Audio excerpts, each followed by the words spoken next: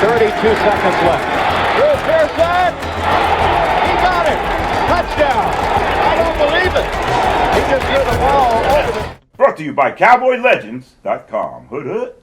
All right, welcome back to the Ultimate Hail Mary, the original number 88 here, the great Paul Salpin. We're going to take you on a journey to immortality, Pro Football Hall of Fame. Yeah. You know, Paul, you always want something to outlive you, to survive you. You know, a lot of people, put it on a building or a stadium or a highway or write a book. But this is the ultimate to me, it is. Immortality. Because you got a you're bus not only coming. there, you got that bus. You're only there, got that bus to create your immortality, but you're with all these other guys that are immortal as well because of what their contributions to the game. And like David Baker said when he gave me the word, he said, you are joining one of the greatest teams ever assembled. That's right. And that is pretty cool.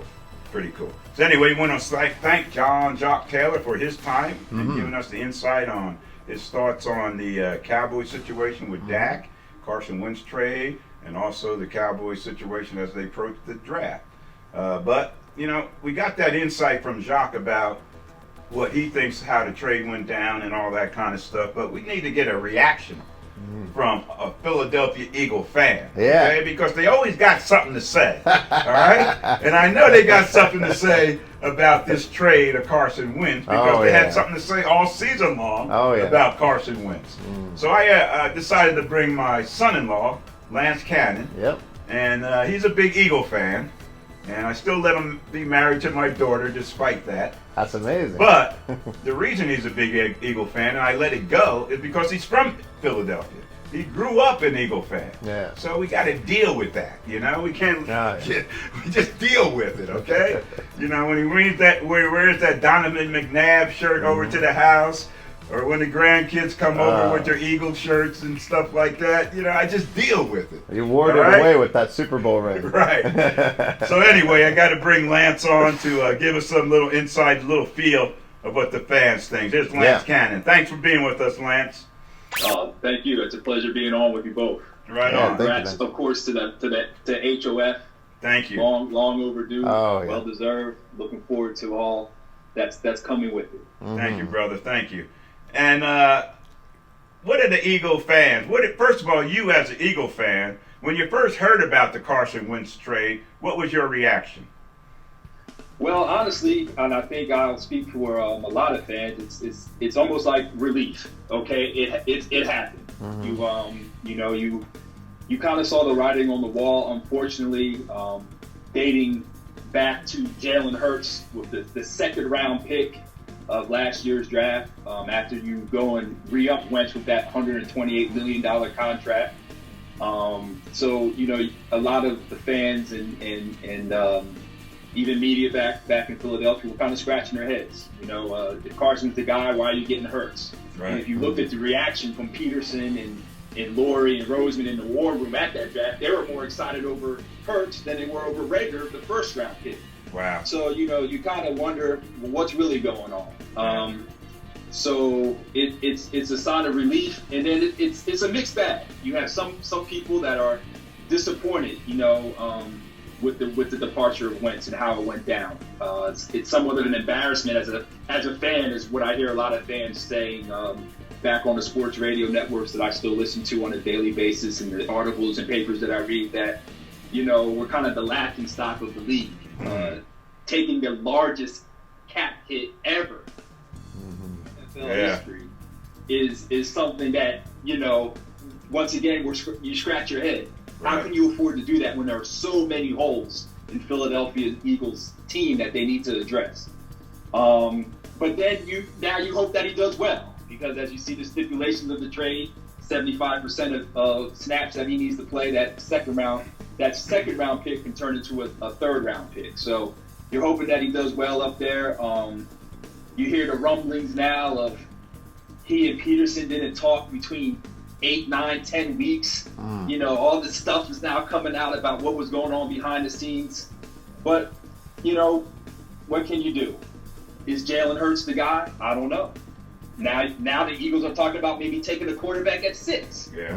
So it's a lot of mixed emotions back in the Yeah, well, you know, a lot of it seems to have the trade had something to do with the disagreement between Pearson, the coach they end up firing after 3 years, taking them to the Super Bowl and winning, and Lurie, Jeffrey Lurie, the owner, as who they wanted to play, you know. And I'm thinking maybe somebody was going for Hurts, somebody was going for Wentz, so they had to come to a compromise. And well, first compromise they came to, they fired Pearson, they got rid of him, and now they got to decide. I guess that they further compromise on the fact that the guy they want to move forward with the new coach that they brought in, rather go with Hurts than Wentz. But with that salary cap hit, do you think they could fill up those holes that you mentioned? And they got some holes. You know, you just lost Deshaun Jackson at wide receiver. You got some holes there because of all the injuries you had. How about in the defensive secondary? You know, you got lit up pretty good in defensive secondary. So I think that's the question moving forward for the Philadelphia Eagles. You know, they made the move, all right? They're going to take that salary cap hit. How do they recover? How do they recover? Well, like you said, Deshaun Jackson getting let go, that frees up cap space. Alshon Jeffrey will probably be let go, clears up some more cap space, which once again, he and Carson Wentz supposedly had some friction in the locker room. So once again, you get rid of both of the guys. Yeah. You think you keep one, but they got rid of both. And then I hear Malik Jackson will also be let go probably from the Eagles, the defensive tackle that they brought in from Jacksonville a few years back. But I was just reading earlier, the defensive line holds about 70% of the Eagles' cap. There's $57 million tied up in just the defensive line of Philadelphia. So Derek Barnett, the DN, you got to figure out what you're going to do with him. Brandon Graham, an aging DN, what are you going to do with him? Fletcher Cox has a lot of money. And then they went and got Hargraves from Pittsburgh last year, who was banged up, who I think they're going to have to keep because they can't afford to cut him, of course, because he has guaranteed, I think, 12.5 owed to him this year. So it's a big mess in Philadelphia. And you were right. Lurie was very instrumental in that Jalen Hurts pick, from what I'm hearing, from what I'm reading. Right. So you think you get rid of one or the other, and they got rid of both Pearson and Wentz. So go figure. Well, talk radio, you said you mentioned you listen to them religiously. What is the consensus? Are they for the trade or against the trade? I won't say majority, but the higher percentage is for the trade. Right. Most fans and sports fans, not just Philadelphia fans, is what have you done for me lately? You know, forget about the 2017 season where Carson was on the way to an MVP season that set the Eagles up for that first round divisional title bye. Right. Before he got hurt in Los Angeles with the Rams game. He was playing lights out football. 11-2. 11-2. 11-2. Had it sewn up. And yes, Nick Foles is always in everyone's hearts in Philly, but he had two dynamic games. Two big ones. Yeah. Not taking anything from them. Right. Minnesota and New England were big games, but those games before that were mediocre. And unfortunately, I see the same thing for Hurts. Just 4 games played, don't get me wrong, but he had that one game against the Saints with 52% completion rating. I don't know. Yeah. And, you know, he had Paul. He had the injury problems, and then the Eagles drafted Wentz in the second round. He started 68 games across 5 seasons, 35 and 32, 62% of his passes, almost 63%, 1,600 yards. 113 touchdowns, 50 interceptions. But the thing about him was getting sacked and the losing of the football, the fumbling. I think they led the league in sacks, or him getting sacked, 50 times. He fumbled the ball maybe 10, lost 4. Those kind of things haunted Carson Wentz as well, right? Absolutely did. But in his defense, who did he have to throw to? Yeah. And then that line wasn't that secure either. Obviously. The line, obviously. I think there were maybe 4 games, and don't quote me on that, where it was they had the same starting line. Everything else was makeshift.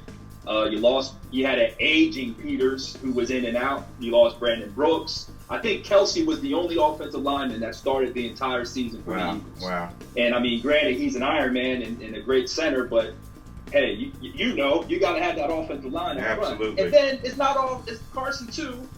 You can't check out a lot of plays from what I'm hearing too now. They're saying he was doing a lot of audibles at the line of scrimmage. He was checking out a lot of plays that were called in by Peterson. So he's not to get away scot-free. But, you traded up to get him in 2000, what was that, before the 16th season. They made all those moves to go get him, gave him the money. He had to look over his shoulder with Nick Foles. You move Foles. Then you come back and draft Hurts. He's looking over his shoulder again. Yeah. What do you want from the guy? Yeah, I know. Well, anyway, the new coach, former offensive coordinator for the Indianapolis Colts. Like they got something going. Yeah. The Colts and the Eagles, man. Sirianni. Nick Sirianni. Sirianni. What do you think about him? It seemed like they want to go offense more so, bringing in an offensive coordinator. Let Peterson go. That was his forte, right? Offense, That's much. What they say. Pretty much. Pretty much. So you think this guy can get the Eagles righted and back on track? I don't know. I know Frank Reich, of course, is the head coach in Indianapolis, who came from the Eagles prior to going to the Colts, and he and Wentz are pretty tight, from what I understand. But young guy Nick Sirianni, from what I've read and heard other some of his players and some of the guys he played with when he played college ball said he's, has great relationship with his players. Good guy, just a genuinely good guy overall. So we'll see. I think he brought another offensive coach with him from Indianapolis. So we'll see. I like that he's I think he gets a bad rep from his introductory press conference. I think he was just a little bit overwhelmed. Philadelphia media can be a little tough, and he was kind of stumbling, and we go through things with a fine-tooth comb, but it's hard. You're addressing the media via Zoom. No one's really in front of you. You're just looking at a screen and hearing voices. So I'm gonna give him a shot. From what was out there, we'll see what happens.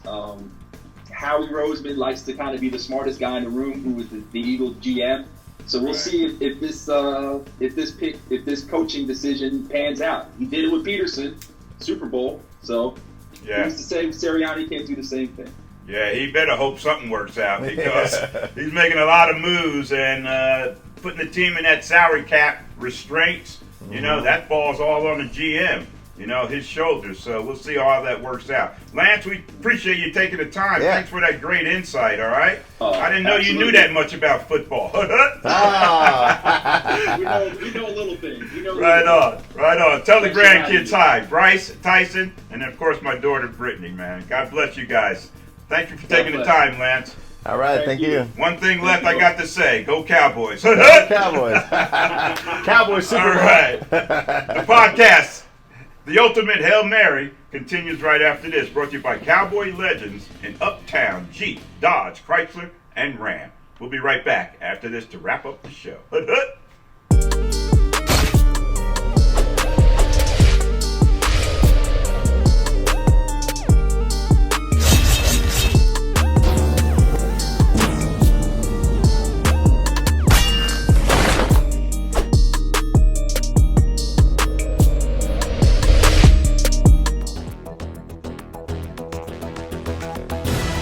is 32 seconds left.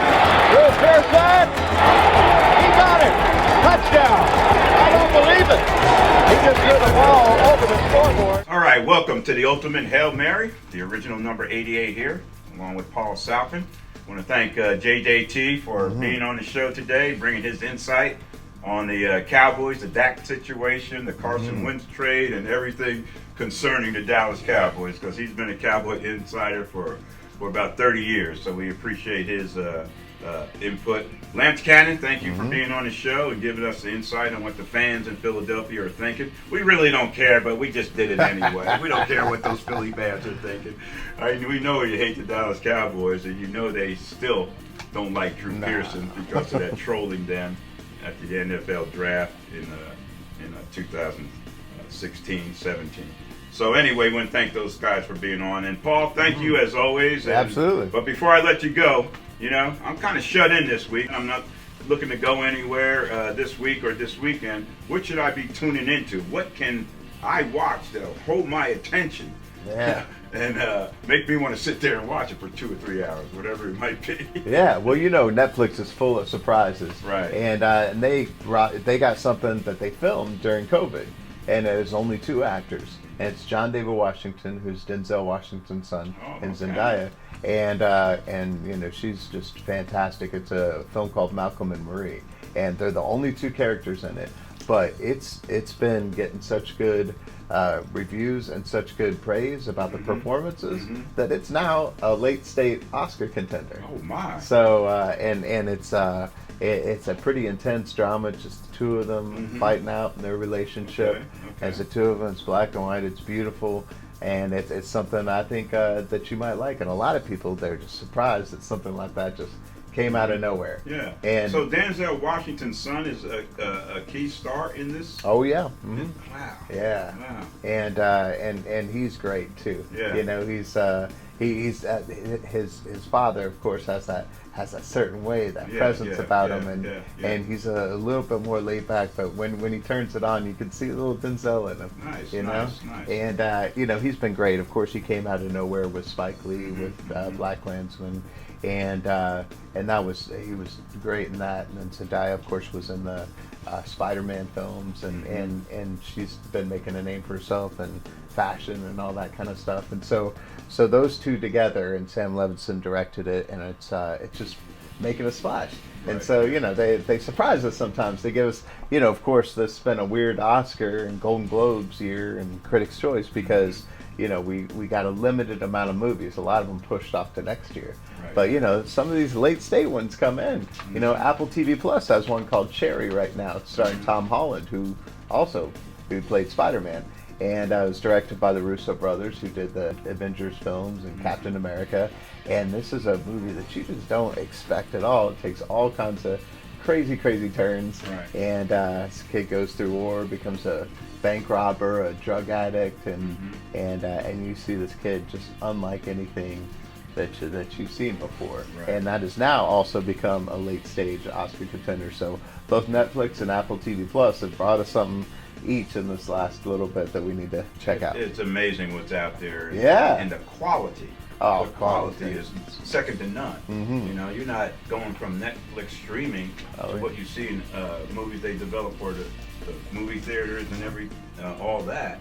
Any difference in quality? Nope, not at all. From the actors to the performances to everything. Absolutely. All right. Hey, what a great show. What a great show today. JJT, John Jock Taylor, thank you. Lance Cannon, thank you. Paul, we always thank you for being part of the show. We also want to thank Fascination Studios for producing the show and making us look good. Look at us, man. Look at us. Fascination. Try them out. They'll make you look good, too. Also want to thank Cowboy Legends. You need a hat like this, you can get it at cowboylegends.com, all right? Anything else, Paul, you want to plug? Well, pretty soon we got that Going For It book coming up. We got all those Hail Mary moments, the advice, the wisdom, and everything in between. And then some great stories and a great intro from Drew, so be looking for that pretty soon. All right. I guess that's a wrap, Paul. That's a wrap. Let's wrap it up. See you next time right here on the Ultimate Hail Mary.